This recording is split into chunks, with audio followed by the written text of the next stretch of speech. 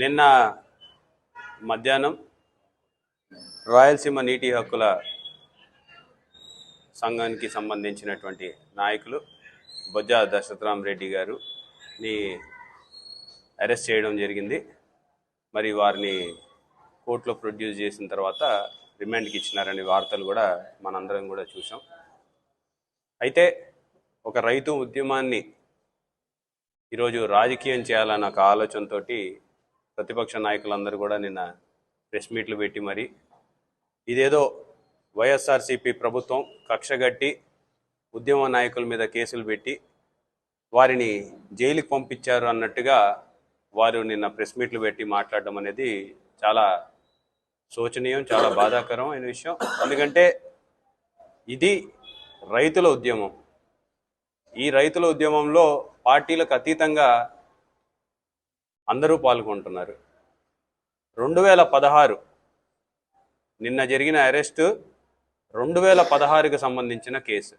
2016 ఆనాటి తెలుగుదేశం ప్రభుత్వం రైతులందరూ కూడా సిద్ధేశ్వరం అలుగు కోసం అక్కడికి వెళ్ళేసి ప్రజా శంకుస్థాపనకి అక్కడికి వెళ్తే అక్కడ వాళ్ళ మీద కేసులు పెట్టడం జరిగింది.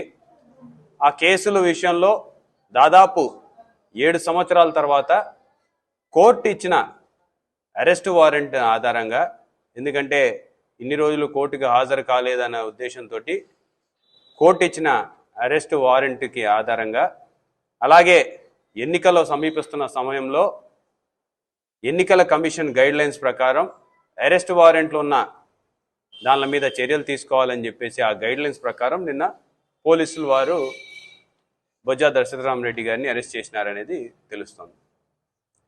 ఒకటి, ఈ యొక్క అరెస్ట్కి వైఎస్ఆర్సీపీ ప్రభుత్వానికి ఎటువంటి సంబంధం లేదనేది చాలా సుస్పష్టంగా తెలియజేయాలని చెప్పేసి ఈ ప్రెస్ మీట్ పెట్టడం జరిగింది. కేసులో 2016లో పెట్టిన కేసులో బొజ్జా దశరథరామరెడ్డి గారితో పాటు ఇంకా కొంతమంది రైతుల మీద కూడా కేసులు ఉన్నాయి. వారు నంద్యాల ప్రాంతానికి చెందిన రైతన్నలు ఉన్నారు, మా పార్టీకి చెందిన రైతులు ఉన్నారు, అలాగే కడపకి చెందిన వాళ్ళు ఉన్నారు, తర్వాత శ్రీశైలం నియోజకవర్గానికి చెందిన రైతు, మొత్తం 5 మంది మీద ఉన్నట్టుంది కేసు. మరి వీరందరినీ కూడా రీకాల్ చేయమని, అంటే ఈ యొక్క వారెంట్ని రీకాల్ చేసుకోవచ్చు అని చెప్పేసి కూడా పోలీసులు వారందరినీ కూడా దాదాపు 2 వారాల నుంచి కోరుతున్నారని చెప్పేసి నిన్న ఎస్పీ గారిని మేము మాట్లాడినప్పుడు ఎస్పీ గారు తెలియజేసిన అంశం.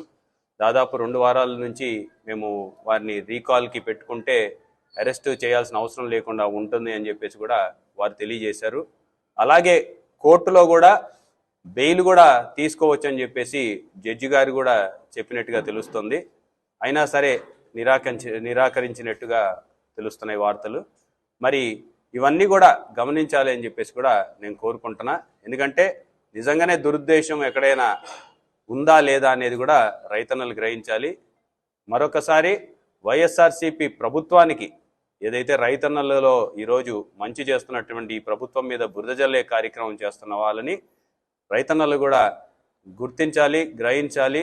భవిష్యత్తులో ఎలక్షన్లు దగ్గర పడుతున్నాయి కాబట్టి ఇంకెన్నో రాజకీయ ఎత్తుగడ్డలు వేస్తూ ఉంటారు, బురద జల్లే కార్యక్రమాలు చేస్తుంటారు. కాబట్టి జాగ్రత్తగా అన్ని నిశ్చింతంగా పరిశీలించమని చెప్పేసి నేను రైతన్నలకు కూడా విజ్ఞప్తి చేస్తాను.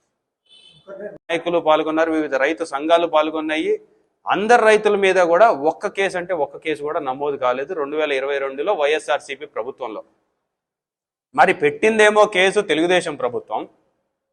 ఆ రోజు తెలుగుదేశం ప్రభుత్వం పెట్టిన కేసులో ఈ రోజు కోర్టు ఆదేశాల ప్రకారం అరెస్ట్ వారెంట్ ద్వారా కోర్టు చెప్పిన దాని ప్రకారం అరెస్ట్ జరిగితే మా ప్రభుత్వానికి దీన్ని అంటించాలనే ఒక దురుద్దేశాన్ని రైతన్నలందరూ కూడా గ్రహించాలి, ప్రజలందరూ కూడా గుర్తించాలని చెప్పేసి నేను కోరుకుంటూ మరొకసారి స్పష్టంగా తెలియజేస్తున్నా, ఈ యొక్క ఉద్యమానికి ప్రతి ఒక్క రైతు పార్టీలకు అతీతంగా వాళ్ళందరూ కూడా మద్దతు ఇస్తున్నారు. దాంట్లో మా పార్టీకి సంబంధించిన వాళ్ళు కూడా వెళ్ళడం జరిగింది.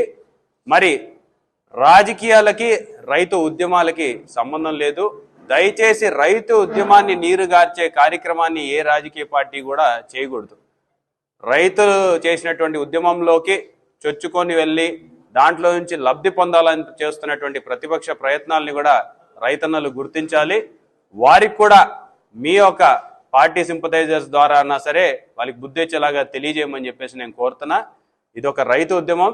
రైతులు ఈ రోజు కాదు, ఎప్పుడైనా సరే, నిన్న మొన్న కూడా వర్షాలు లేకపోయి నీళ్లు రానటువంటి పరిస్థితుల్లో కూడా నీళ్ళ కోసం మా దగ్గరికి రైతన్నలు వచ్చినప్పుడు వాళ్ళని తెలుగుదేశం పార్టీ అనో లేకపోతే ఇంకొక పార్టీ అనో ఎక్కడ కూడా వేరు చేసి చూడలే.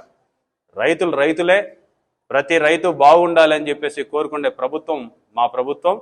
మరి రైతు ఉద్యమాలకు కానివ్వండి, రైతుల కోరికలకు కానివ్వండి ఎప్పుడు కూడా మేము మద్దతు తెలియజేస్తుంటామని చెప్పేసి కూడా మరొకసారి తెలియజేసుకుంటూ, మరొకసారి చాలా సుస్పష్టంగా మరిన్ని వీడియోస్ కోసం ఛానల్ ని సబ్స్క్రైబ్ చేయండి. లేటెస్ట్ అప్డేట్స్ కోసం వాట్సాప్ ఛానల్ ని ఫాలో చేయండి. అండ్ లింక్ డిస్క్రిప్షన్ లో ఉంది.